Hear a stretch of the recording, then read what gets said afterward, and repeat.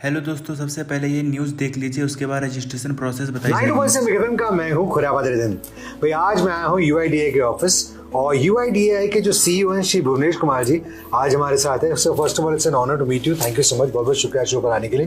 Thank you, बहुत बहुत धन्यवाद। एक्चुअली हमारे लिए गौरव की बात है कि हम आपके रेडियो चैनल पे हैं आज। अरे sir, thank you so much. Sir, मेरा यहाँ पर आने का जो है मकसद बड़ा सिंपल था। अभी हाल ही में आपने आधार ऐप जो लॉन्च करी है उसके बारे में मैंने बड़ी चर्चाएं सुनी हैं और बच्चों के लिए अनिवार्य बायोमेट्रिक अपडेट, ऑफलाइन वेरिफिकेशन, इन सब चीज़ों के बारे में बात करने के लिए आज मैं आपके पास आया हूँ।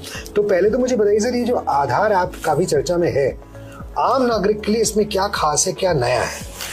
आधार ऐप में दो बहुत महत्वपूर्ण फीचर्स हैं जो हमने अभी 28 जनवरी को लॉन्च किया है ऐप। उसमें है, एक है आधार को शो करना, शेयर करना और वेरीफाई करना। जैसे हम आधार को अक्सर यूज करते हैं।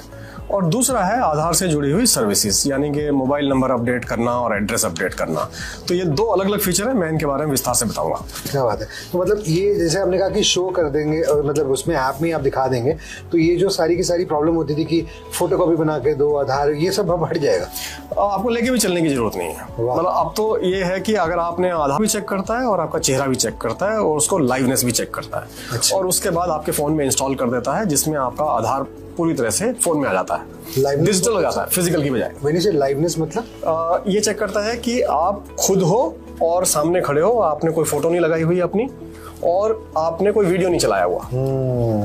नाइस। यानी कि लिविंग रूम में लिविंगनेस चेक करता है जी, लाइवनेस कहते हैं इसको। लाइवनेस चेक करता है और उसके बाद जो है इस ऐप को इंस्टॉल करता है मोबाइल में। तो शाम को तो यूज नहीं करना चाहिए। नौकरी से त्रस्त आदमी जब घर पहुंचता है वो तो लाइव लगता ही नहीं बेचारा।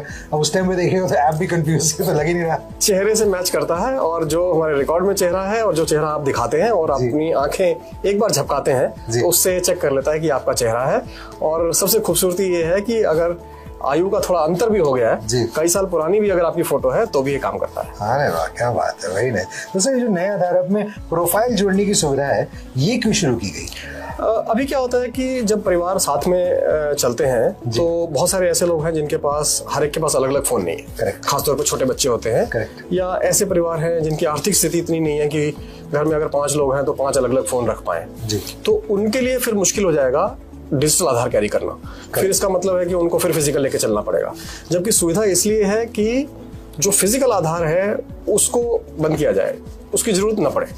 उसकी जगह लोग डिजिटल अपने मोबाइल में लेके चले और जहां जरूरत पड़े दिखाने की दिखा दें, जहां शेयर करने की जरूरत पड़े शेयर कर दें और जहां वेरीफाई करने की जरूरत पड़े वेरीफाई भी कर सके। तीनों चीजें कर सकें, ये है इसका मुख्य उद्देश्य। एक खास बात यह है, इस ऐप में आप सिलेक्टिव शेयर कर सकते हो।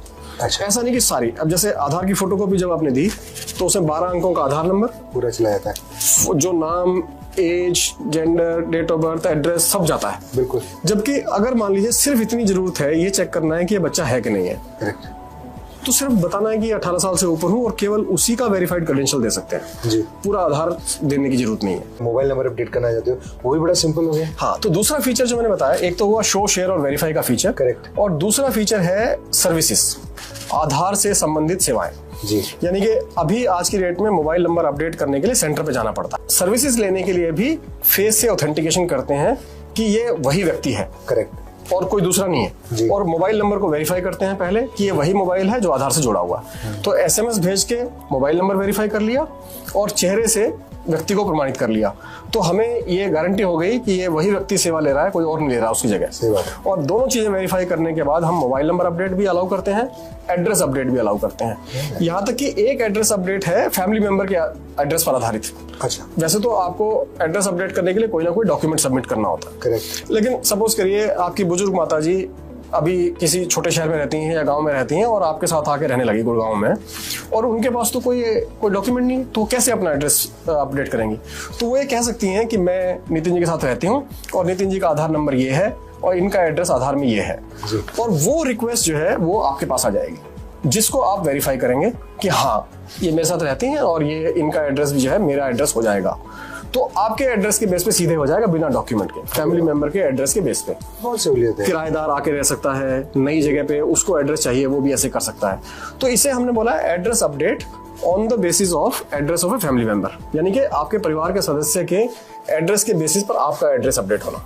वंडरफुल। सो भी हो सकता है, बेटा भी हो सकता है, माँ बाप भी हो सकते हैं, यानी कि परिवार का कोई भी सदस्य हो उसका एड्रेस दूसरा व्यक्ति ले सकता है। Very nice, awesome.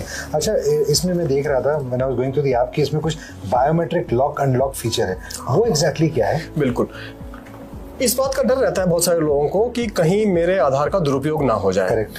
तो पहले लोगों को बायोमेट्रिक लॉक करने के लिए एक पोर्टल पे जाके अपना आधार नंबर डाल के लॉग इन करके तब जो है बायोमेट्रिक लॉक करने का फीचर अवेलेबल था।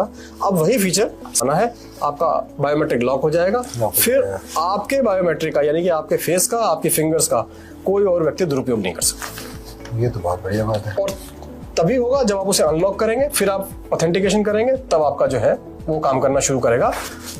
तो दुरुपयोग की संभावना को पूरी तरह से रोकता है। मकान मालिक से रिक्वेस्ट कर सकता है कि मैं आपके आधार के एड्रेस के बेसिस पर अपना एड्रेस अपडेट करना चाहता हूँ। वो अपनी रिक्वेस्ट मकान मालिक को भेज सकता है एज ए फैमिली मेंबर, और वो अप्रूव कर देंगे तो एड्रेस अपडेट हो जाएगा। अब एक बहुत जरूरी विषय है जो उनके छोटे बच्चे हैं वो तो ये जरूर जानना चाहेंगे, बच्चों के आधार में अनिवार्य बायोमेट्रिक अपडेट। कई माता पिता इसको लेकर जो है they have a lot of doubts in their head, तो इसको थोड़ा सरल भाषा में समझाइए आप। नितिन जी, बहुत बहुत धन्यवाद, आपने ये सवाल मेरे से पूछा, क्योंकि मैं सभी पेरेंट्स और गार्जियंस को ये रिक्वेस्ट करना चाहूँगा कि वो बच्चों का बायोमेट्रिक अपडेट जरूर कराएं। और मैं बताता हूँ विस्तार से कि कब कब कराना चाहिए और क्यों कराना चाहिए। सबसे पहले वो बच्चे जिनका 5 साल से पहले आधार बना है, उनके हम केवल फोटो लेते हैं। करेक्ट। फिंगरप्रिंट्स और आइरिस इमेज नहीं लेते हैं, क्योंकि छोटे बच्चों में ये उंगलियां पूरी तरह से विकसित नहीं होती, चेंज होता है। राइट। तो इसलिए हम ये कहते हैं कि अगर आपने आधार 5 साल से पहले बनवा लिया है तो फिर 5 साल से 7 साल के बीच में एक बार आके अपने फिंगरप्रिंट और आइरिस इमेज दोबारा अपडेट करा दीजिए। ओके। और इसी को हमने नाम दिया है मैंडेटरी बायोमेट्रिक अपडेट नंबर 1। अच्छा। मैंडेटरी बायोमेट्रिक अपडेट नंबर 1 यानी कि MBU1। ओके। ये यहाँ हमारी भाषा में MBU1 कहते हैं इसको। ओके। और ये फ्री होता है, 5 से 7 साल के बीच में फ्री है। अच्छा। फिर 7 से 15 साल के बीच में जो लोग नहीं आ पाते थे 5 से 7 साल के बीच में, वो 7 से 15 के बीच में आते थे जी। और जब वो 7 से 15 के बीच में आते थे तो उनको धनराशि लगती थी 125 रुपए। अच्छा। हमने 1 साल के लिए इसको फ्री कर दिया है। 7 से 15 के बीच में वंडरफुल। सितंबर 2026 तक ये फ्री है। तो आप किसी भी आधार सेंटर पे जाके इसे अपडेट करा सकते हैं अगर आपने नहीं कराया है। हमने एक अभियान चलाया है विभिन्न राज्य सरकारों के साथ में, स्कूल में भी अपडेट कर रहे हैं, वहां भी ये फ्री कर रहे हैं। तो पहला हुआ 5 से 7 के बीच में, और अगर 5 से 7 के बीच में छूट गए तो 7 से 15 के बीच में कभी भी करा लीजिए। दूसरा अपडेट होता है जब 15 साल के हो जाते हैं। 5 साल के बच्चे की उंगलियां छोटी होती हैं जी, ठीक है, और चेहरा भी छोटा होता है। करेक्ट। लेकिन 15 साल तक पहुंचते पहुंचते उसके चेहरे में भी बदलाव आता है और उंगलियां भी बड़ी हो जाती हैं जी। तो हम कहते हैं कि 15 से 17 के बीच में एक मैंडेटरी बायोमेट्रिक अपडेट दोबारा कराइए जी। तो ये हो जाता है MBU2। ओके। और ये भी फ्री है। अरे वाह। तो यानी टाइम लिमिट है? इसी कोई टाइम लिमिट नहीं है। 5 से 7 हमेशा फ्री है, 15 से 17 हमेशा फ्री है, 7 से 15 जो है ये फ्री किया गया है सितंबर 2026 तक। हमने 1 अक्टूबर को फ्री किया था और सितंबर 2026 तक फ्री है। तो हमारी अब कोशिश ये है कि 5 से 17 साल तक के जितने बच्चे हैं उनका हम ये बायोमेट्रिक अपडेट कर दें, उससे उनको कई सारी सुविधाएं मिलेंगी। तो आप शायद जानना चाहेंगे कि मतलब क्यों कराना चाहिए, क्योंकि और ये भी सर कि अगर नहीं कराएंगे तो वो वैलिड रहेगा आधार का, नहीं रहेगा? आधार वैलिड होता है लेकिन कई चीजों में वो फेल हो जाएगा। अच्छा। जैसे अगर आप मान लीजिए नीट का एग्जाम देने जा रहे हैं, JEE का एग्जाम देने जा रहे हैं, या स्कूल में अपने आधार पोर्टल पे अपडेट करने जा रहे हैं, सॉरी UDICE पोर्टल पे अपडेट करने जा रहे हैं जी। तो वहाँ आपका बायोमेट्रिक ऑथेंटिकेशन नहीं होगा क्योंकि फिंगरप्रिंट है ही नहीं, तो फेल हो जाएगा। करेक्ट। तो कई सारी सेवाओं से आप वंचित रह सकते हैं। बिल्कुल। स्कॉलरशिप नहीं मिल पाएगा, हो सकता है कि कोई और योजना जैसे खाद्यान्न वगैरह है PDS में, पब्लिक डिस्ट्रीब्यूशन सिस्टम में, उसको मिलने में दिक्कत आ सकती है। तो ये जो सुविधाएं हैं सरकार की, इनको मिलने में बच्चों को दिक्कत आ सकती है, इसलिए जरूरी है कि इसको अपडेट करा लें। अगर आपने अपडेट करा लिया है तो फिर आपको किसी प्रकार की कोई कठिनाई का सामना नहीं करना पड़ेगा। और जो 15 से 17 के बीच में आपने अपडेट कराया है, ये मान के चलिए कि अगले 30-40 साल तक ये काम करता है। फेस ऑथेंटिकेशन भी काम करता है, फिंगर ऑथेंटिकेशन भी काम करता है। वंडरफुल। तो हमारा अनुरोध है सारे पेरेंट्स से, गार्जियन से, कि जहां स्कूल में कैंप लग रहे हैं उसका लाभ उठा लें, और किसी वजह से आपके स्कूल में अभी कैंप नहीं लगा है या लग के चला गया है आपके यहाँ, तो आप निकटतम आधार सेवा केंद्र पर जाके अपने बच्चों का बायोमेट्रिक अपडेट जरूर कराएं। Thank you so much. Thank you so much. Thank you. Pleasure meeting you.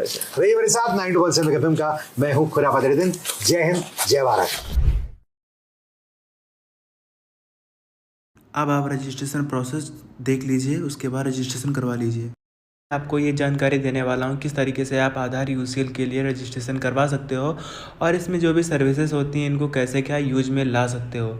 और इनके साथ साथ आपके कई सारे डाउट्स भी होते हैं कि वर्क कैसे करना होगा। कुछ लोग तो ये पूछते हैं कि कौन सी डिवाइस यूज़ कर सकते हैं इसमें, जैसे कि मंत्रा आरडी सर्विसेज, मंत्रा L1 या फिर L0 कौन सी यूज़ करनी चाहिए, कितने टाइम के अंदर डाटा सक्सेस होता है, कितने टाइम के अंदर हो जाता है, रिजेक्ट तो नहीं होता है, सब कुछ बताने वाला हूँ। सबसे पहले आप सर्विस देख लीजिए। चाइल्ड इनरोलमेंट भी कर सकते हो, मोबाइल ईमेल अपडेट भी कर सकते हो, एड्रेस अपडेट भी कर सकते हो, नेम अपडेट भी कर सकते हो, DOB अपडेट भी कर सकते हो। और इनके प्राइस की बात करें तो गवर्नमेंट चार्जेस जो भी हैं वो ही लिए जाते हैं। और इसमें यहाँ पर डाटा देख सकते हो, सारा का सारा सक्सेस हो चुका है जैसे कि आपको दिखा रहा हूँ और ज़्यादा बताने की ज़रूरत नहीं है।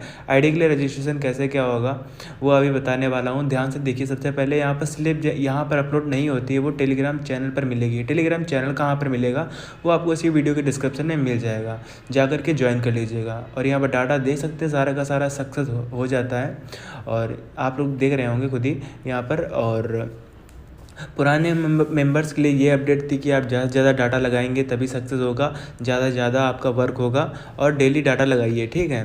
और आईडी वर्किंग में रखिएगा, ठीक है। और नए जो मेंबर्स हैं उनके लिए यही है कि आप आईडी रजिस्ट्रेशन करवा लीजिए जल्दी और आप वर्क भी स्टार्ट कर दीजिए। जेन्युइन एंड ट्रस्टेड है, जैसे कि मैंने बताया। यहाँ पर आपको 3 प्रकार की आईडी मिलने वाली है, रिटेलर हो गई, डिस्ट्रीब्यूटर हो गई, फुल पोर्टल हो गया। तो मतलब फुल पोर्टल का मतलब सुपर डिस्ट्रीब्यूटर और डिस्ट्रीब्यूटर के बारे में तो आपको ऑलरेडी पता ही होगा इसमें क्या होता है। लेकिन रिटेलर्स में क्या होता है कि आप सिंपली वर्क कर सकते हो, जो भी आपको सर्विसेज बताई थी, child enrolment, mobile email update, address update, name update, services on नहीं कर सकते हो। लेकिन डिस्ट्रीब्यूटर से मतलब ये सर्विसेज का यूज़ तो कर ही सकते हो, उसके साथ साथ आप किसी भी रिटेलर को मतलब आईडी प्रोवाइड कर सकते हो। मतलब कि जैसे आप रिटेलर